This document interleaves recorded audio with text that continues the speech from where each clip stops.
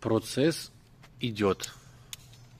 Первую линию подключили просто от розетки для теста. Дальше, что нам еще осталось?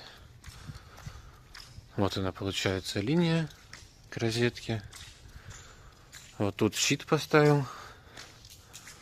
Он тоже уже расключенный, только провода в него завести. Вот первую линию есть, вторую сейчас тоже сделаем.